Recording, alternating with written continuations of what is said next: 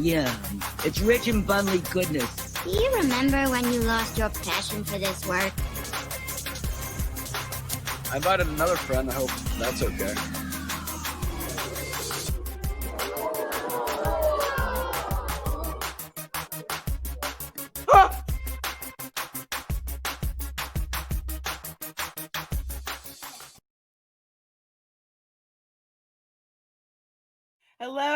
Hello, everyone, and welcome to my channel. I'm Reina Creole, bringing you that spice to sci-fi and pop culture analysis. And welcome to the second installment of my after-school special series. It's where I bring on guests who can't make it during the lunchtime time. So, hey, meet up after school. So with that, let me bring up my co-host, Fat Steven Seagal. How you doing? I'm just here in time because you just said time. So I'm just going along with the theme. I'm doing pretty good. Good morning. It's a lovely weekend, minus the rain and the gray. How are you, Lorena? I'm doing good. It's a little sunny outside. It's not freezing. And I think the ragweed is finally dying off. So I no longer have red eyes like I've been smoking weed or something. So it's kind of nice. and I got to simp again. I love the hair still. It looks a lot nicer than the lawn. So I'm going to get my SIM card out now, and the chat will probably yell at me later, but it's all good because I won't care. Oh, they can't cast stones at you because... Yeah, I'm a 2D inanimate object, yeah. I love you, Sims. You know I love you. yeah. I don't have to pay him, and he gives me compliments. It's a life worth living. No alimony, no rain, no caring. But yeah, it's getting into fall, so it's time to retire the suicide blonde for a while. So, are you familiar with a show called Friday Night Tights? No, I only watch news media mainstream like CNN because they are so truthful with all of their stories. Am I working on cynicism good? Am I good? Am I getting better? I think you're good. All right. I think so because the Spock eyebrow almost went up. Oh, yeah. It's inquisitive whether it's indigestion or I'm being serious. That's pretty much what it is. Well, Friday Night Tights, I love the show. Gary gave me a shout out on that show, which is what helped me get to twice, which shocked the heck out of me. So I woke up to all these emails and texts and DMs like, "Hey, shout out, you gotta get on that Friday Night Tights." I'm like, you woke up to shout outs. You also woke up to someone actually shouting at you. Yo, you got to be awake when this stuff happens. I know. And Christy's like, "I'm trying to call this chick, and I know she's asleep, but she's like, pick up the phone. I'm like, no, I was knocked out on Benadryl. I was not waking up for Don't do Benadryl, kids. Don't do Benadryl. Unless your doctor says so. Oh, okay. But I hear we have a special day today. I hear we have something really special. We finally got those Taco Bell coupons. Yeah. Yeah, I can finally do. I send you Frosties. You send me melted milk. That's definitely a difference. Shame on me. I'm going to have to, whoever the courier is, I'm going to have to smack them upside the head. But Friday Night Tights, I usually only catch about the first hour because shame on me. I'm at the gym at Friday night, so I have to catch the rerun after I wake up in the morning because I'm knocked out when I come back from the gym. But I am so excited to have with us from Friday Night Tights, Comix Division. How are you? I'm doing pretty damn good. He's blushing. My life sucks. It's a hellhole. No, I'm kidding. No, I'm doing my great. Face. Tom, are you listening? Oh man. Well, first off, I have to tell you, I love your background. Like your background, Young Rip's background. I'm just like, I will eventually get to that level where I have slightly inspired by Young Rip. I love the LED light stuff, and I ended up buying some. And initially, I was using like this makeshift darkroom light because I used to do a lot of photography stuff when I was younger, and I had like this light I bought from, I think it was like Lowe's or Home Depot, and it just had like a red plastic sheet over it, and so it would be red. So I mean, obviously, because you need to be able to see what you're doing in a dark room without like overexposing your film. And so I was like, I had the LEDs on my shelf back here, and I was like, okay, I'll just use this light until I find something. and I end up finding these LED floods that are pretty awesome. And they're RGB, so you can set to whatever color you want. And that's kind of how I got this set up. And of course, I have my audio gear displayed behind me. Well, I love that like Tron blue LED. Wait a minute, it's got to go around. There you go. Okay. There you go. I love that color blue. So that's like the LED And she broke the camera. blue that I want. My camera's mad because I'm actually making it work. It's like, come on, I was only $50. You can't expect me to do a whole lot of work. Yeah, I hear there's a solution to fixing cameras, but you got to find a talking red panda and shove a finger up its butt. And that's in reference to one of Comix's actual videos. That's why it's funny. I just wanted to use that. Because I was listening to that while I was cleaning my kitchen, and I almost slipped and fell from laughing. So I'm like, I know it's true, but I'm so glad I can't freaking see that. No. But how do you think the red pandas feel? After that episode came out, every red panda in the world's going, are they trying to stick what up where? Well, they talk that way. The funny thing about it is that the show is just it's so unfunny. No, it's not. What show was that? Was it? It's oh god, I can never remember. It's like Magic Girl Squad. Oh, I heard about that. Ripa talked about it. Doesn't it look like Tumblr art or something? Yeah, it looks like Tumblr. I always have to go and search my history where I grabbed that clip. Lord. Magical Girl Friendship Squad. That's the name of the show, and it just it looks terrible. Hang on, I gotta Google this because picture Steven Universe. Wait. But this crap really is on bad sci-fi. It's on sci-fi. Yeah. Hold on a second. This crap is on sci-fi. Yep. Yes. It's literally Steven Universe style artwork with no good quality writing other than bad. They can't meme jokes. Pretty much. They really can't. It's a whole episode of I can't meme and I don't understand the English language. Well, the thing that's so funny about it is they turn into superheroes using one girl's bong and the other one's pills. Her that looks I'm totally like blanking. Pills. That looks like a birth control pill. Birth control pill. There we go. Duh. Oh wow. So it's a really bad Cheech and Chong. Okay, from somebody who's ultimate fangirl comic animated is She-Ra. This is crap. Yeah. This good God. But you have to look at the saving grace. This might be crap, but after seeing the voice cast announcement for Kevin Smith's He-Man, there is a shining light, and I hope to God they pull it off. Because Mark Hamill as Skeletor is making me happy. I did hear that. I was very happy to hear that. Yeah. I was very happy to hear that. This looks horrifying. This looks like something that Netflix takes a chance on. Like, you ever remember that episode, that show they had for Talking Toucan that could never find a job and was all over the place? You see. Okay, you know what? I love Christine Baranski. She's a great comic actress, but good Lord, girl. Yeah.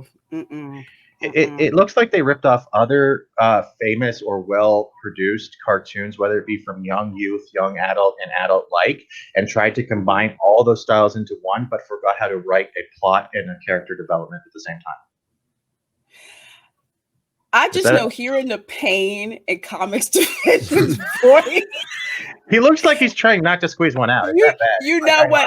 I no joke. In the description, I'm going to drop a link to that particular video because it's just, oh my God. If there was any video that got the epitome of what your channel is about and what you like to critique and rant about, that one was it. Yeah. Well, the funny thing is that I used to do a lot of kind of gimmicky stuff when I was, younger in my YouTube days. But before I actually showed my face, I just did the avatar. So I would do a lot of goofy voices, right? Even for like just myself as Comix Division, I'd use the transatlantic accent, which is that kind of old timey radio announcer, kind of sound, and of course, I had the SJW voice as well. That made its appearance. I haven't used these things in a while. I felt like I've been taking my channel. I've been taking myself way too seriously on YouTube. And it's like I'm trying to inject more humor when I'm just annoyed by crap. back into the channel to make people laugh as well as myself laugh. And I have to say, I really liked how the editing turned out for the last video, and just how I'm just not saying anything, but I just have like a dub of me saying something and I'm just making a goofy face. So expect more of that. And it's like, that's what you got, where I showed that one clip where they're fingering the panda's asshole. And I'm like, why? Who is this for? Okay, so literally, no joke. I'm cleaning in my kitchen and I had to stop my headphones for playback. Did he just say what I think he said about the? Yeah, that's what he said. But it was just like, oh my God! It's like if I don't laugh, this is gonna kill me. If I don't laugh or make light of that. And there's more to that clip too. I didn't play because they go into the panda's universe through the panda's butthole, and they end up being spit out, and then they go back in by touching. It's like, why? Okay, I'm not being ironic when I'm saying they're fingering a panda's asshole. They really are. Yeah, it's entering the anus first. Yeah. Oh my God! Just to like contrast that, I'll contrast that with it. I love this. I love this. Here's the thing. I love this one series on Disney Plus. I do. Forky asks a question because it's freaking hysterical, and he's talking to this one toy. They're like one of these little mini toys that's like a cop. And somehow it got into the thing of a body cavity search where he got eaten by a cat. And you know what's going to happen. Where he ends up, he's like, I don't like talking about it. Well, there's certain things that, I mean, it can be funny if it's done right. Like Cartoon Network, they used to have a show called Assy McGee, which was basically Dirty Harry that's just like an ass with legs. And that shit was funny. It was absolutely hilarious because of how absurd it is. And then you get to this show, and it's like, okay, it's not funny. No. It's like, how do you take a butt joke and just make it completely not funny? That's hard to do. Yeah. Oh God. Because they're not there for their talent. They're there because what's the quote? Yeah. Exactly. About saving the planet and whatever. Like you want funny that was not politically correct, but was still very good. If anyone remembers C-Lab 2020. Oh, C-Lab was great. That is the ultimate favorite cartoon. Like, it's like, shut up, Debbie. The men are talking. And Captain Murphy and the killing dolphins and the fact that Dolphin Boy was fed medication for all seasons just so it wouldn't mature to a man. Like, that is humor. That's the stuff we need. Even Drawn Together nailed it. Well, yeah, they had a lot of funny things on there too, and they poked fun at race as well because you had White Debbie and Black Debbie. That's exactly what I was going to say. They kept calling her Black Debbie, and then she's like, "Why don't we call her White Debbie?" Throughout the rest of the episode, they're calling her White Debbie. It was freaking funny. I was in tears laughing at that one. It's like the same way they do the same thing like in Archer, Lana Kane's character. Yeah. And they actually make it funny, but in this case, they really do you want transgenerational porn to go again? Yeah, that was my favorite. I'm sorry. You can beat me out after that one. But like that's literally from Archer. It's great. Oh yeah. I have a lot. Oh God, I have a lot of Archer clips. Like one of my favorite. Okay, let's see if I get copyright claimed for it, I'll pull it out. One more crack about monster hands, and I promise you I will shoot your fat Irish faces off. I'm sorry, was that racist? I'm not mad at you. I'm sorry. I'm mad at Archer. And thanks to him, I've got 2 perforated eardrums, and I guess I've just been getting hotboxed all day in my car. Shit, which I'm trying to sell, but fat chance now. I bet it smells like weed and rampage. That is such a great clip. I love that. And honestly, this one is not from Archer, but that's from C-Lab. This is probably one of my favorites. Yeah. And the one I just posted in the private chat is my favorite because literally Captain Murphy, I think, is one of the best psychotic captains I've ever seen in my life. He literally, like, oh my God, I cannot give him enough credit. When he left the show, as much as Tornado came in, I thought he died is the reason. The voice actor who played him died, and that's the reason why they replaced him. I didn't want to say died, but I just want to say left the show. But this is for me when I want to clip for Jay. You know Fatal Jay, right? And the koala meme comics, right? You know about that. But this is perfect. Go for it. Oh my God. Whoa, hey. Oh, hey. It's, it's like a koala bear crapped a rainbow in my brain. Holy crap, I remember that line. Oh, man. I loved all the Hanna-Barbera stuff that they did, like Space Ghost Coast to Coast and Harvey Birdman. Harvey Birdman, yeah. That was good too. Birdman. But they even covered like the transgender issues. Like, I'm not trying to go off topic. Like, they did cover like cross-dressing and all that stuff too. Because Hesh, like that one episode where he was supposed to marry Debbie, he fell off the train. He's like, "What train did you fall off the bus? Not that bus. I fell off the other bus." He comes out wearing a wedding dress. Funny as hell. Yeah, that dude is great, and he's the voice actor of Hesh. And they actually had one of MC Chris's songs in one of their episodes too. Yeah. But he is funny as hell. He did the birthday song. I also know he did a mockery of Neo from The Matrix during that one episode. It's like, because I am the one, for he is the one, so Hesh must be the one, for he is the one, above the one, and will be the one. And it went on for like 30 seconds. I lost it. But it's just as funny. It's just interesting how cartoons used to be just freaking funny. Mm-hmm. No one was safe. Everyone made fun of everyone else, and now it's just sterile and sanitized. Yeah, and boring.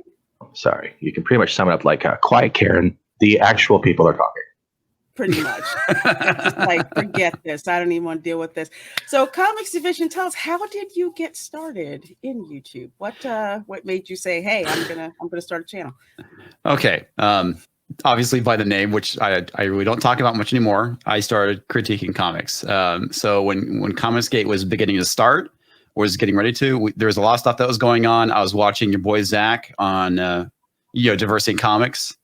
And I started noticing stuff. And I'm like, what the hell? It's funny because there's like things I'm just like completely oblivious to at times. It's like I missed the whole thing with Mockingbird and asked me about my famous agenda, which was on her t-shirt. I completely missed that, but I was reading this one comic. It was, was it Totally Awesome Hulk? I think that's where, it started off with like what the original 5-issue run was. It was okay. It had some good art, but I started noticing this stuff in here. It's like, why is a comic book preaching to me? And all these things that I've kind of noticed over the years and ignored. It really started getting pushed into my face. And I was kind of aware of what SJWs were and some of the social things that were going on. I kind of fell into, by accident, the skeptic community when they were critiquing the whole thing with feminism and social justice. And which led me to, not just Diversity in Comics, but Captain Cummings. So I was watching these videos. I was like, holy crap. It's like, you guys are right. It's like the shit when I'm reading, it's there. And I got to the point where I was getting so annoyed by it that I had to say my piece about it. So that's why I started the channel. That's why Comix Division exists, was solely to, talk about comic books, critique them. And having a comics channel was something I wanted to do for years. I didn't know where to start. I had a lot of stuff going on at the time. And it just, finally I was stationary. Because I was doing consulting for a while and I was doing a lot of traveling, and that makes things very difficult to do YouTube or have a podcast or whatnot. And so I was like, fuck it, I'm gonna do this. So I created my channel. I uploaded my first review of a comic. It got like 0 views. I think it still has like 10 views, and I just kept going. So I just started grinding out reviews at least once or twice a week. And I got to the point where we had the big explosion in Marvel where things went. They introduced the legacy system or whatever they were doing. They tried bringing back all the characters that they replaced, and that was like the big thing too. Is that when I jumped back on, I read comics as a kid, as a young adult. I was really big into Image. I wasn't a huge Marvel fan. I had a good friend of mine growing up. He was always trying to get me to read X-Men, but I was more interested in manga at the time. And manga was pretty much really unheard of at the time period. I love the anime I was able to find during that time period. And this is the stuff I was attracted to. It's like I read a lot of Dark Horse. I loved the Terminator series from the 90s, Aliens versus Predator. So these are the comics I read when I was younger. So I was never really big into superheroes until I read some here and there, and I did enjoy them. But it wasn't like the main thing I was interested in reading. And then you had New 52 that came out. And so I was like, hey, this is a great jumping on point for me. I never really read DC. I was always a fan of Batman. You know, I loved the TV series. I loved Batman, the animated series. I owned a few Batman comics here and there, but I was never like an avid collector. So I was like, okay, I'm getting on. I'm gonna read the New 52. Yeah, it was okay. And then I kind of got pushed in by my local comic shop into X-Men. I started reading what was it? It wasn't All New, All Different. That came like slightly after. It was Marvel Now. That's what it was. And they had this interesting thing where the X-Men from the 50s came to the present, and you had their older counterparts and their younger selves. And it's one of those things like, hey, this is cool, but you're dragging this on like way too long. And they eventually just stuck around. And then you got to All New, All Different, where they went and replaced all of their legacy characters with these new ones that people just weren't interested in. And that's when you really started seeing a lot of the identity politics coming in. It's like you had a smattering here and there. You know, you definitely got it from Dan Slott. I was reading his Amazing Spider-Man, and it's like I didn't like it. Because nobody liked it. Dan Slott he's terrible, and he's gotten criticized throughout the years because you had the whole thing going on where he killed off Peter Parker. He made Doc Ock Spider-Man. Oh my God! Fans were sorry, what? Pissed. Yes. Yeah, literally. That was the time where Doc Ock's actual brain functions went into Peter Parker. Correct? Yes, that's when correct. It went to. So literally, Doc Ock was trying to be a supervillain, but was also contradicting himself because he was also in the body of Peter Parker and started developing a conscience. So you had to kill a hero to develop a conscience to be a hero. My God, my ass wants to explode. Okay, so just a level set for the audience. Okay, it's like when I was in high school for a while, I would collect the comic books. Like I collected the Star Wars comics, kind of like to be that bridge between movies, so I could kind of catch up on what's going on. I had a couple of X-Men. I had a religious collection of G.I. Joe, as a matter of fact. Eventually, I'm going to go back through my stash because I'm like, crap, I had this. And then after a while, I stopped really getting into comics that much because it didn't interest me as much as it used to. And I want to say it had something to do with the plot line in G.I. Joe. I can't remember, but I stopped reading. But friends of mine would read, and eventually they were starting to drop out of Marvel and DC and get into manga and anime. Yeah, that's where a lot of us are at right now. That's the majority of what I read. I stopped my sub. I mean, I still have it. It's mainly just indie comic books now. But it's like I dropped all my Marvel. I dropped all of my DC, with the exception of I want to say some of the Black Label stuff. That's one of my walls. Yeah, nice. But yeah, it's like G.I. Joe was my first comic book growing up as a kid. I actually met Larry Hama. I tracked down the silent issue.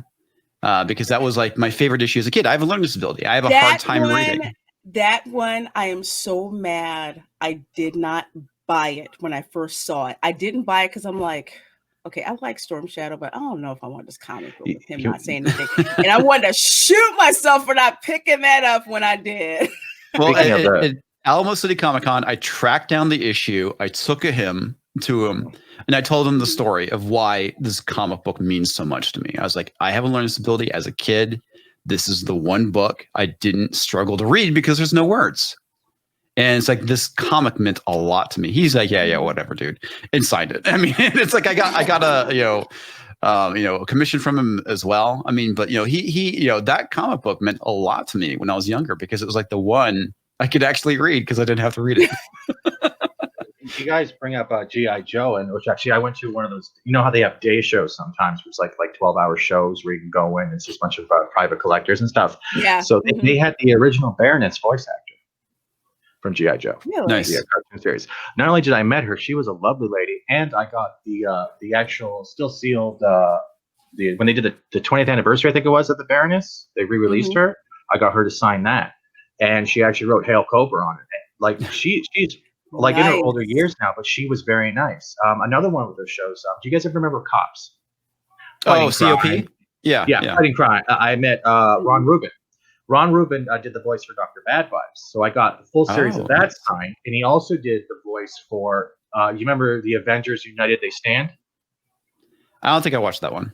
Well, he also did the voice of Vision. Okay. So I got two stuff signed. So like, the way you guys bring up cons, you guys both get the smile because part of the whole con thing is the hunt. Am I right on this? Man. You like searching for it because when you find it, it's the accomplishment in itself before you read it. Because anyone can go on eBay and order a comic, order a toy, but it's not the same. And 2020 has been a detriment on that in general. Like even you can't judge me because I have like 200 Funko Pops, but I was collecting since 2012. Okay, I have the rare stuff, but that was part of it as well because it was also the hunt trying to find those 1 in 36s. Oh, absolutely. It's like when you go to conventions, like I hadn't collected comic books in a long time. And literally, my father found my box of comic stash that I'd forgotten about for years. I guess when he was cleaning out the house before he sold it, he found it and brought it over. And after that, I was going to conventions because I didn't really go to look at comics. But after that, you cite who's got the comic stash and you're, flipping through there. It's kind of like that one episode of The Big Bang Theory where Raj and Howard, they're in the comic shop and they're flipping through. They're like, got it. And they're looking and they're running around. No, you can't have it. It's mine.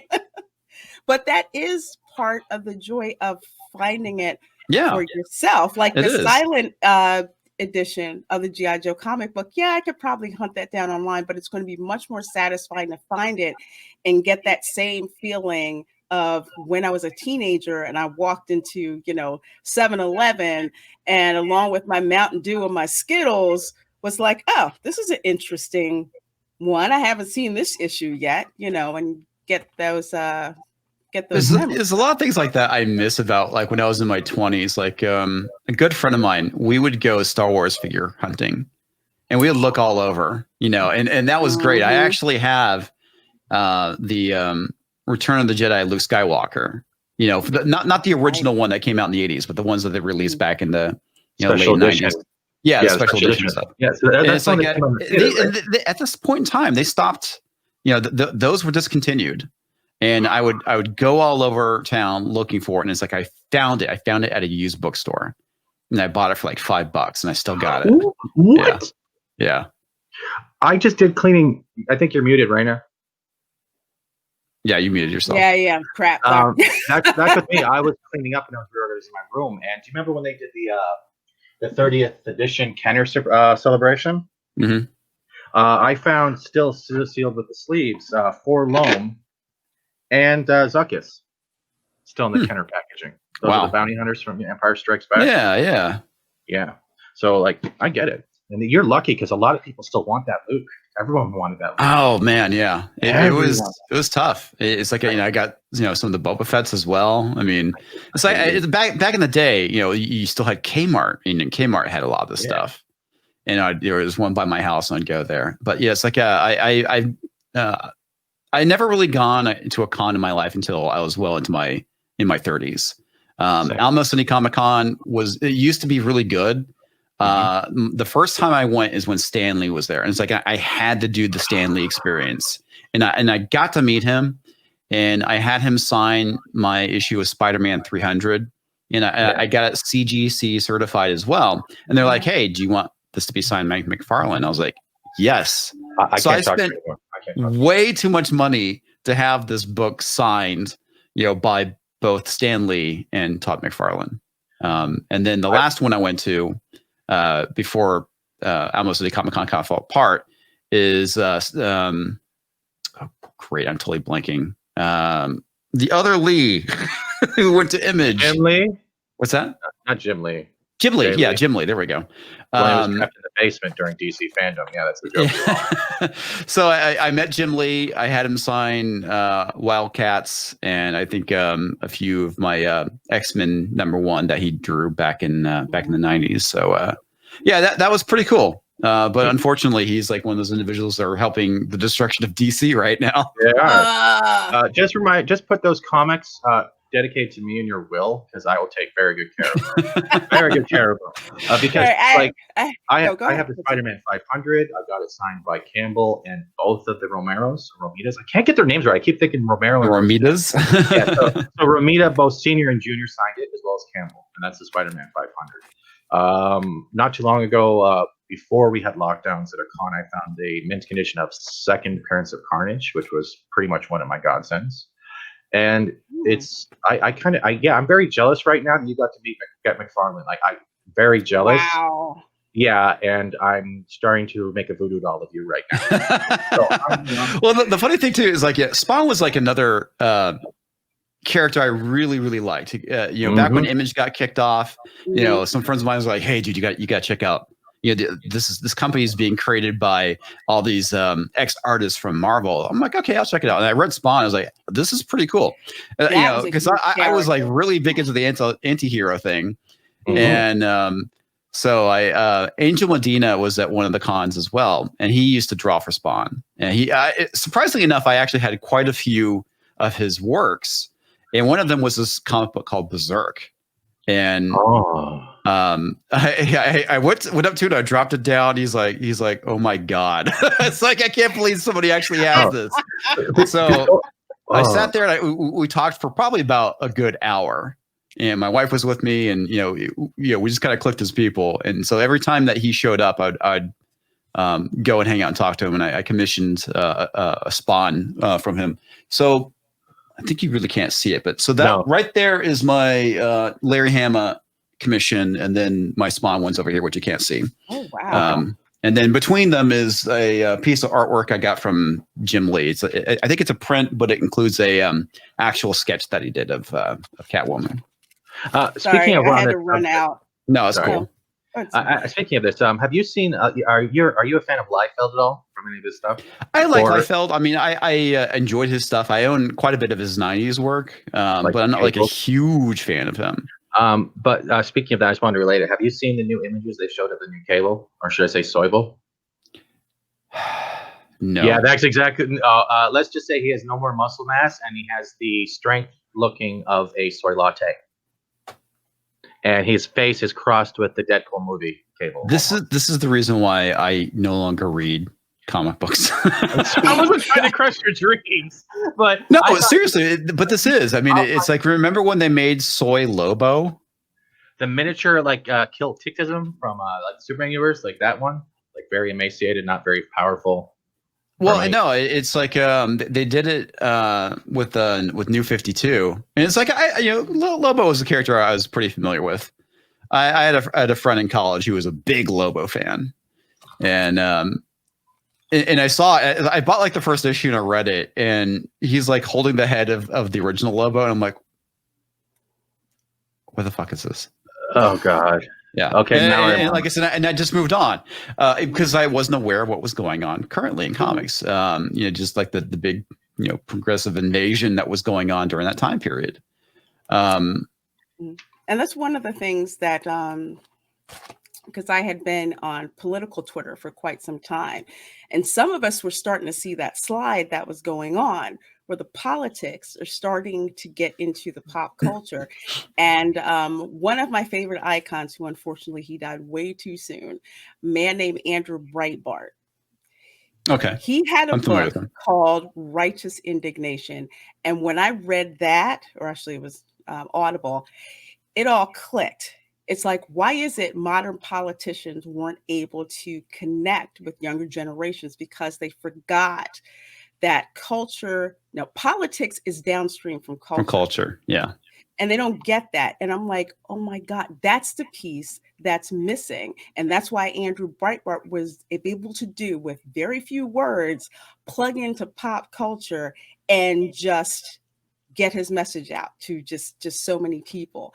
So we kind of saw the slide in the beginning, and then it was just getting worse and worse and worse with things that were going on with comics, what was going on with Star Trek, what's going on with it's like a snowball effect. Exactly. And back in, I want to say like it was 2013, 2014. I used to be a real big fan of the website Cracked, and Cracked is overly progressive. And I used to watch, I used to listen to their podcast a lot. And so I saw a lot of kind of like this media coming from the progressive side. You know, it's like, if I don't know if you've ever seen Decoded with Francesca Ramsey. No. Oh God, it's terrible. And so it's like I was inundated with a lot of this really kind of progressive stuff. And, you know, which I watched on YouTube and, you know, as well as on the Cracked site. And then I started seeing these things about SJWs as a social justice warrior. It was like, what the hell is that?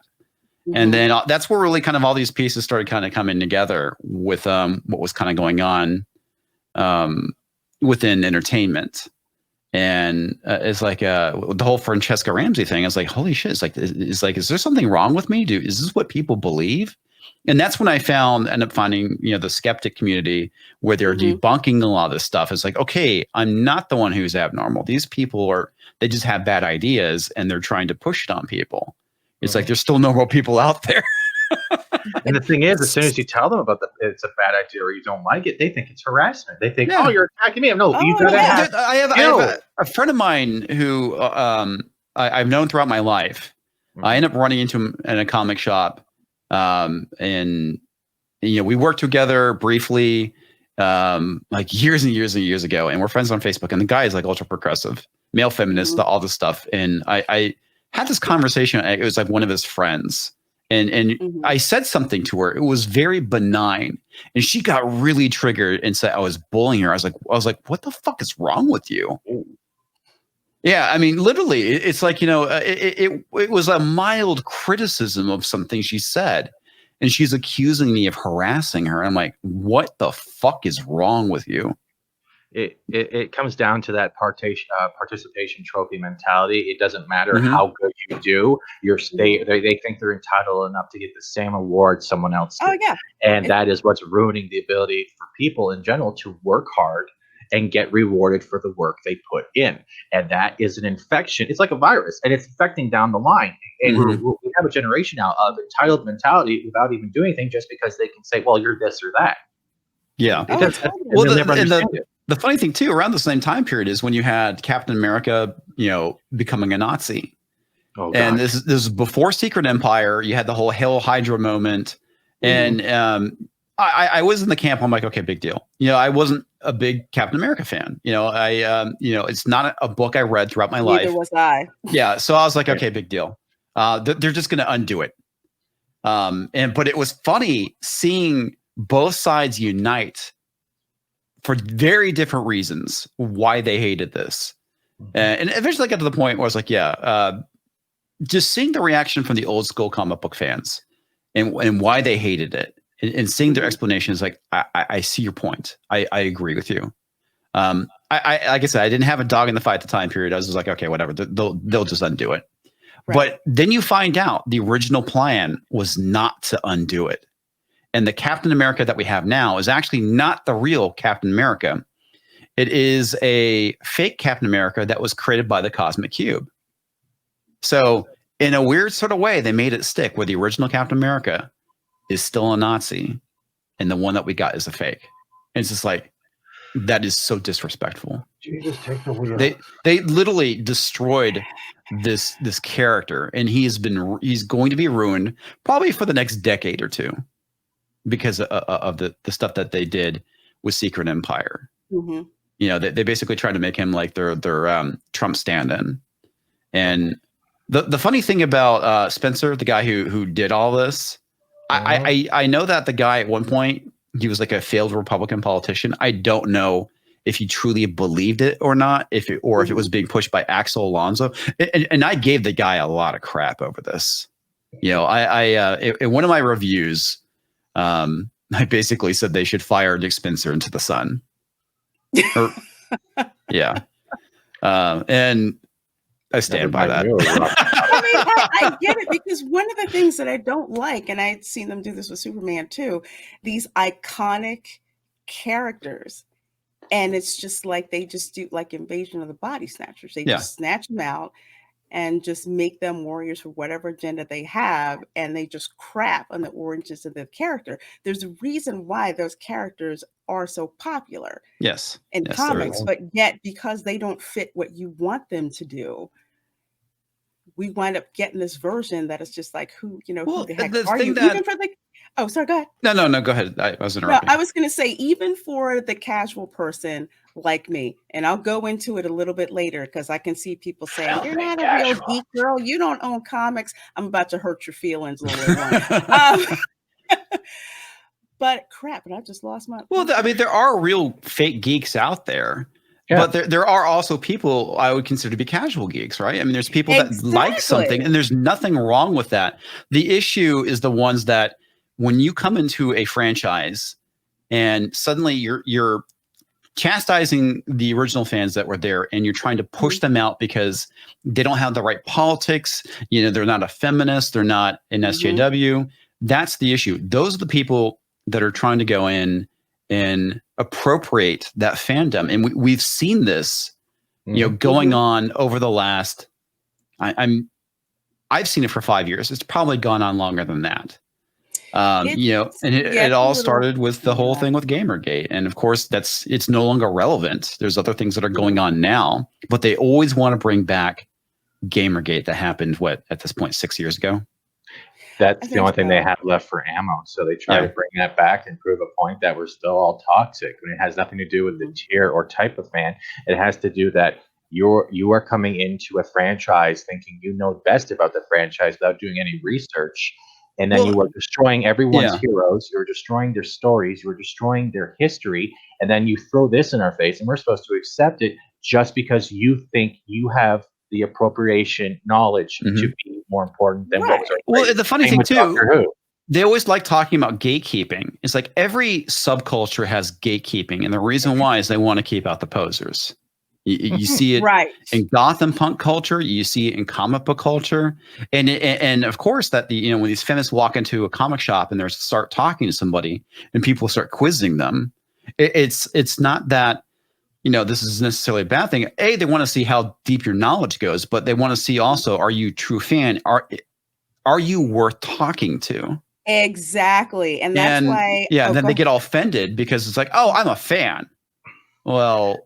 Are you? The same thing when it comes to fans. Like, gatekeeping is great. It's kind of like doing an exam or getting a test. But at the same time, people that don't know, the ones that will ask because they don't know, are the ones that are willing to learn and go farther down the rabbit hole.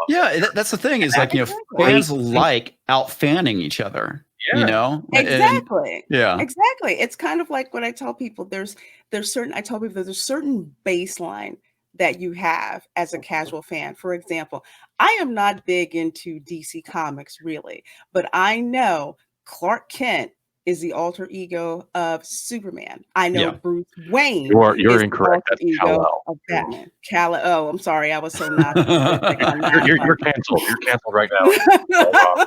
I'm so sorry. I was not specific. I'm gonna need a new job. Please don't pull my geek card. But there's certain, like, I don't really know who the Flash is. I don't really care, but I know he's freaking fast. But there's baseline information that and if they go and just destroy that, it's just like it's like unraveling the universe that's not there. But then again, it's like destroying that. Like, I wasn't into Gamergate because I haven't done gaming in a long time. My geriatric PS3 right now back there, all it does is play Blu-rays and occasionally Mortal Kombat, but I don't really do that. When it happened, it's like I knew more about it after the fact than what was going on. I just remember at the time, like I said, I was doing a lot of traveling, and suddenly I started seeing friends share all these articles about it's like the gamers are dead thing. All these articles about gaming. It's like I didn't know who Zoe Quinn was. I had no idea about the incident. But all these articles I started seeing, I'm like, what the fuck is going on here? Where is this coming from? And I saw these videos that people were putting out. It's like men saying, "I will not be judged by my gender when I'm playing games." I'm like, oh my god, okay. I don't remember being asked. Can I ask a favor? I don't. Can I ask a favor, Comics? Can you re-say that? I will not be judged, but in your SJW voice, since it's so famous, please. I'm going to call it out now because you're getting blushing. So can you re-say that? Take 2, please. Okay. Now you're putting me on the spot. I know, right? You're our guest. I would not be judged by my gender. Okay, so that's how I do it, and I do the pitch shifter on top of that. And the idea is pretty funny. When I started doing this is like I was thinking about what's the most shrill, unappealing sound that can come out of my voice, and that's what I would do as the SAW voice. And I did this like way back. I want to say it was like one of the Spider-Gwen issues I reviewed, which had nothing to do with Spider-Gwen. It was all about like men harassing women. It was really funny. Anyway, so that's where that voice came from. And I didn't pitch shift it. I would just like try and get it as horribly sounding as possible, to the point where it hurts my throat to do it. You're still stunning and brave. Yeah, it's like, there's times where you can hear me coughing afterwards because I'm like, oh my god, that hurts. It does. It's like I'd leave that stuff in because it was funny. It was hilarious. I'm just like, my wife hates it. She thinks it's the dumbest sounding thing. And I'm pretty sure she heard it.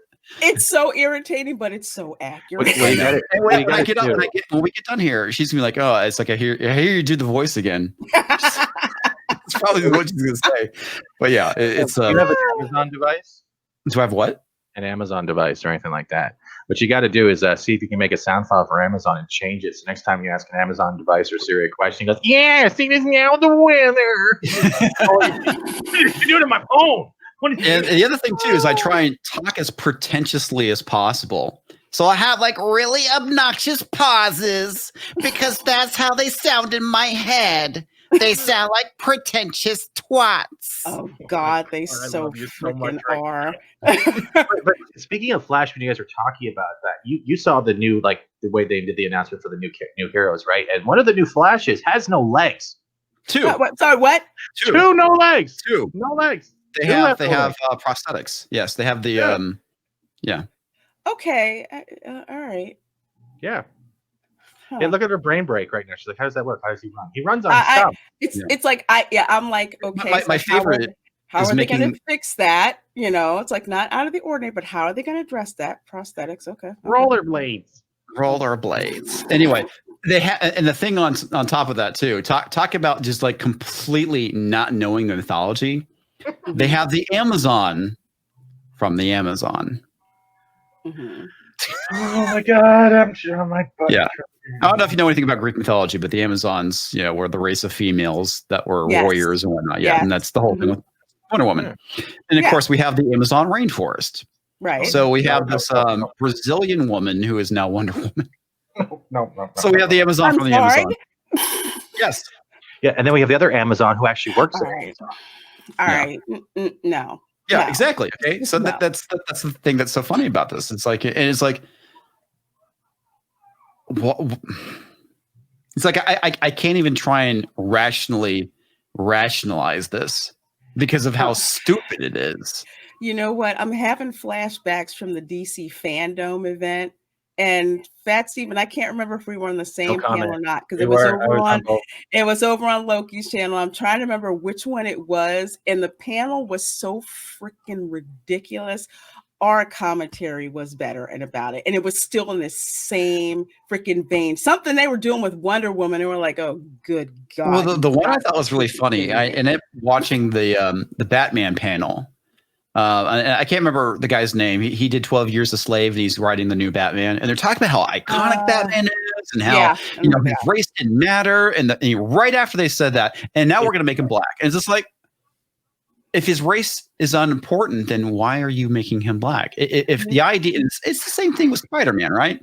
The guy wears a mask because it allows you as a fan to project yourself into that character. Right. Yeah, it's like with your black, Latino, white, Asian, you can still relate to the character and see yourself in that character. Yeah. because he wears a mask. Right. And it's the same thing with Batman. And that's the thing that drives me crazy is the fact that these people think just because this character doesn't look like you, that you can't relate to them or enjoy their journey. And it's like, the biggest fallacy out there. Exactly. It's like one of my favorite characters is a black guy, Spawn. It's like... And that character was huge, I have to say, because I didn't know who Spawn was, but people I knew who were reading it and all of that, there's just like, you got to watch the movie when it comes out. And people just absolutely I was there opening night. That character. And I'm just like, it doesn't matter. You have the people who are fixated on race who think that you have to see someone who looks like you in order to identify with them. And that has not been the case. I don't know how that urban legend got started. Apparently, I guess it makes headlines. I guess it makes money. It's because of intersectionality is the reason why. But I brought this up yesterday when I was talking to someone else's show. It doesn't matter what skin color, what race, what gender a superhero is. The supervillain doesn't care. No one cares what the supervillain's race, gender, or skin color is. It's because they're there to fight evil, protect the innocent, and make it a safe environment. That is the basis for most heroes. Correct me if I'm wrong on this. That there was never going, well, are you black enough to fight Kingpin? Can I see your race card, please? Can I see? No. Where on the scale of blackness are you so you can fight this villain? It's funny. It's two things. It's one, do I care who you are? Two, do I care if anything happens to you? Once you have those two, it doesn't matter what the heck you look like unless, your makeup's jacked up or, God forbid, you take off your mask when you're not supposed to, or anything like that.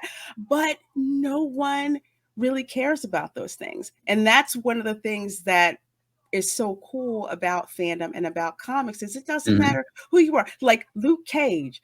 So many people like that character, including his 1970s disco shirt. Yeah. And his tiara. Exactly. It's like, it was like, who's the superhero? That's all we care about. Do we care about the superhero? Do we care what happens to him? That's the things, that's the things that are important. And it is heartbreaking to see fandom and in comics where so many people use comics to escape from and live the life that they want to have or the life that they fantasize about through that. And now that's taken away because like, oh, well, you don't look like so-and-so, or you don't look like them, so you can't identify with that. It's just, it's heartbreaking. And that's why I really do like indie comics, because that's what's been pulling me back in, where they're telling those types of stories. Yeah. And they're not worried about, doing a gender or anything like that. Yeah. Same thing with manga. It's the reason why I'm reading My Hero Academia is because it's like it's doing a much better job of telling superhero stories. Yeah, it's great. Oh, I freaking love it. They nailed that so well because not only does he have to learn how to control 1% of his power before he can learn all of it, he has to hide that identity, and that it's been transferred because All Might. No one needs to know that All Might's powers can be transferred. And when I heard about that in that one scene where he started training him on the beach, nice. Man, that is not only great. that, but I found something out. I actually have two of these. All right, I'll take one. That's okay. So I was actually smart when I did that. So yes, I did collect G.I. Joe comic books. Not only that, let's see, where's this one? Playboy. Oh, G.I. Joe Special Missions. I haven't opened this like in years. And of course, I freaking love Cobra Commander. I think the only one that I liked more than Cobra Commander was Serpentor. Serpentor had his moments, but I think Cobra and Destro were pretty much my favorite. I like Destro. Because there was always like that bad marriage between those two. Destro kind of reminds me of Starscream, because Starscream was Megatron's bitch. So that's kind of which is ironic considering the guy who voiced Cobra Commander voiced Starscream in the Transformers cartoon. Oh, that's funny. Cobra Commander a bitch. All right. Yeah, Starscream was my favorite character in the Transformers cartoon. Did you ever watch? It was funny just how he begged and stuff when he would screw up. Yeah. Please, Megatron, don't hurt me. You ever watch the Beast Wars or the new miniseries they put on Netflix recently for the War of Cybertron? No, I haven't seen that one yet. I used to watch Beast Wars in the 90s. It's like one of those things that I have on the background while I was doing something. Because at that point I wasn't a kid anymore. I was already in my 20s. Doesn't matter. Yeah, I know. It's like hell. I watched Batman the Animated Series when I was still in my 20s. There's your new cable. Oh my god! Yeah, I remember seeing that. I'm sorry. That's cable or soyable. The only thing that stayed the same on this cable with the original cable is the ammo pouches. I was gonna say the eye and the glowing eye. I don't know. But Liefeld, man, back in the day when he would draw cable looked badass. Yes, that's the person I expected to see, and I don't know where he is. No, this is cable before Liefeld touched him. Like, and it's funny because I guess the guy who drew this cable still can't draw feet either, and I had to just make that joke. That's funny. Malin, man, it's like I really enjoyed the run that Malin was drawing before he got shit canned from Marvel. Man. Yeah, looking forward to reading that book. Oh God, is this a new one? I swear that already came out. I don't. This is the one that I just saw on Twitter a couple days ago, and supposedly, I'll have to check this out. Let me find the article. This is Deadpool finally meets. This is young Cable. Yeah, this already came out, but for some reason I just saw this recently, and it still made me sick to my stomach because if this is. Cable was supposed to be in his 30s, and he had the gray hair because of he looked older than he actually was because of the life he lived. But the guy was actually supposed to be relatively young. God, that looks so stupid. Not to be superficial or anything, but I'm noticing a deficit in testosterone with this. You're right. Okay. All right. Okay. Cool. You want to go down to the X-Men if you're muscular, that would be toxic masculinity.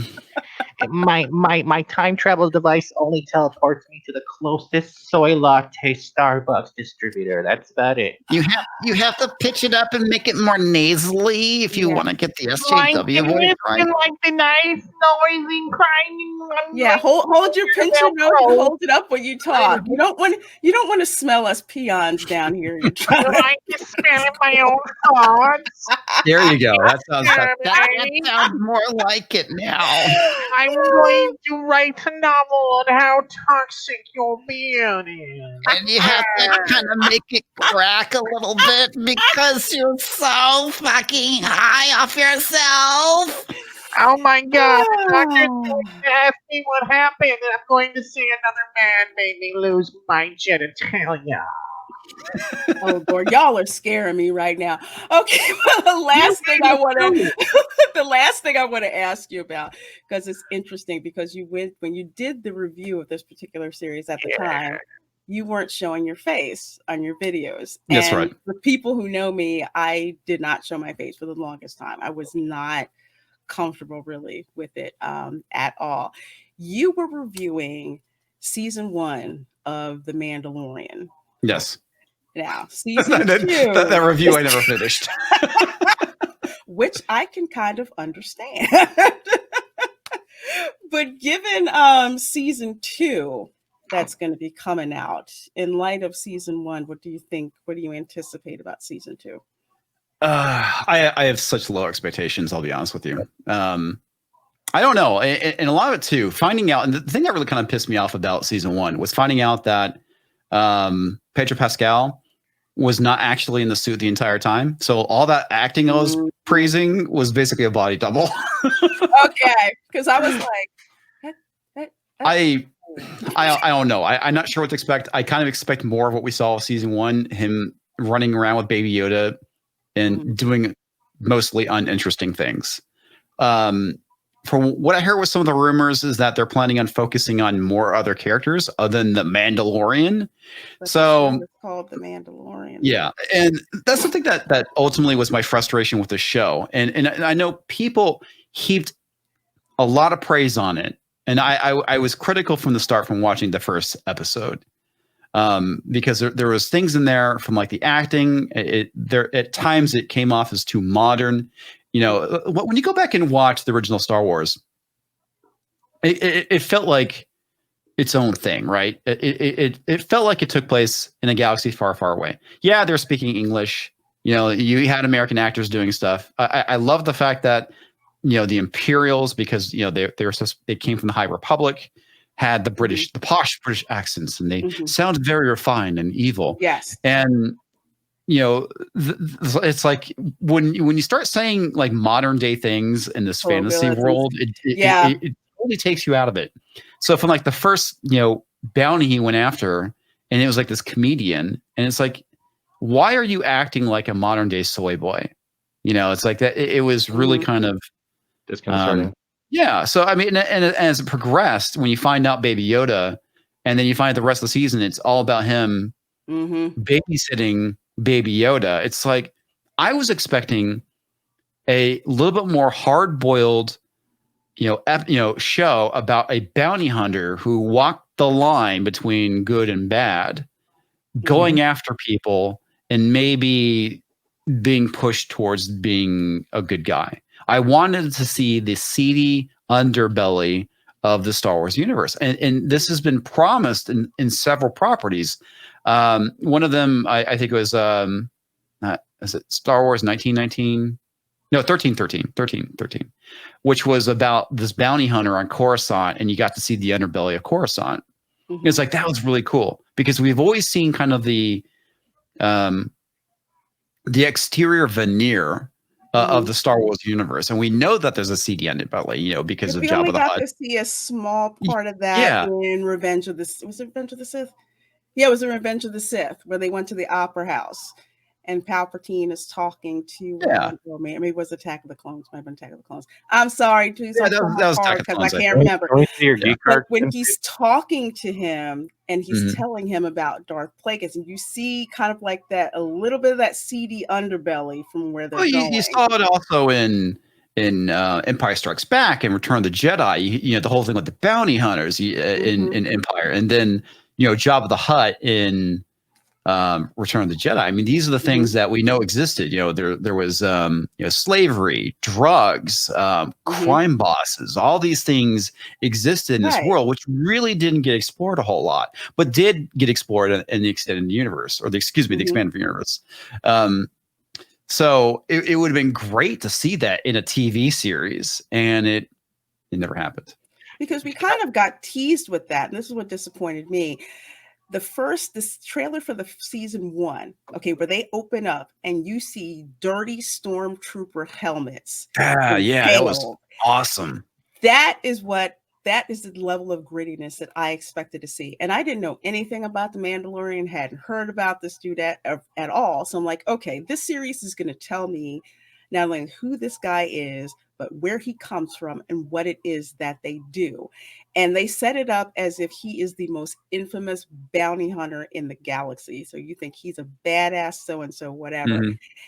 And he winds up basically being stuck babysitting. It was one of your reviews that you did. It would have been more interesting if Baby Yoda was mortally wounded and something had to happen, or freaking got kidnapped and he had to go find it, or else he wasn't going to get paid. Something like that. But instead, they use Baby Yoda as like this Deus Ex Machina, where he can prop. Now, I love Baby Yoda. Got him back here in the Slytherin thing, but it's like finding out he can force heal, finding out that he can lift a big, huge thing, a la, like Yoda did on Dagobah with the X-wing. I'm like, that's too much information. Why do we need to know that so early? And then seeing the Mandalorian get his ass kicked by, the elephant thing or whatever it the was. mud horn. Like I said, that to me came off very much like a scene out of a video game where you're basically using quick time events to go and defeat this thing. It's like, I'm a huge fan of God of War. Not God of War, but the games that came out in the early 2000s. Where you play Starkiller? Force Unleashed. Yeah.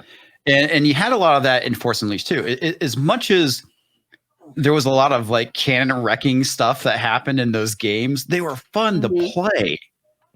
I mean, when they captured Darth Vader at the end of the second game, of course the series got canceled after that. You're kind of like, okay, I know this is not canon. I know this is basically a bunch of garbage, but I want to know what the hell happens next. You gotta fight a Rancor for God's sake. Yeah, you got to fight a Rancor in the first one, and there was like this big arena battle in 2. The second game was so much fun to play. Can I ask both of you a question? This is an idea I had.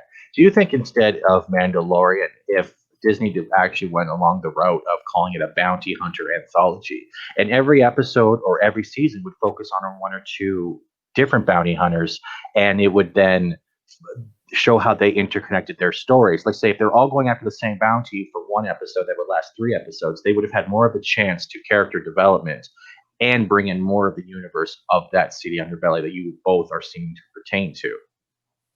Yeah, because they had a lot of bounty hunters. They could have focused in, yeah, sure, Mandalorian, hey, you're only doing that because he looks like Boba Fett. That's the main cause. That's where I'm going with. And Baby Yoda is the backup prop just in case that doesn't work. But they had so many other bounty hunters, especially in Empire, that were badass in their own way. Especially, they could have gone the story of how Leia got the suit for that one, and how she got that suit dressed up as that bounty hunter to try to save Han. They had so much opportunity to go with all bounty hunters instead of focusing on one that looks like Boba Fett for nostalgia purposes. Well, it's because everybody loves the Mandalorians, or they love Boba Fett. You know, because the guy that has the least amount of screen time and basically no dialogue. Everybody loved that character. Yeah. But the thing, though, that you can branch off even with comics, can't you? That they're basing it more off the name of the character and somewhat what they look like, rather than making the character and the people around him that made that character more relevant. Well, well, on top of that too, I mean, back before we had the prequels, everyone wanted to know who the Mandalorians were.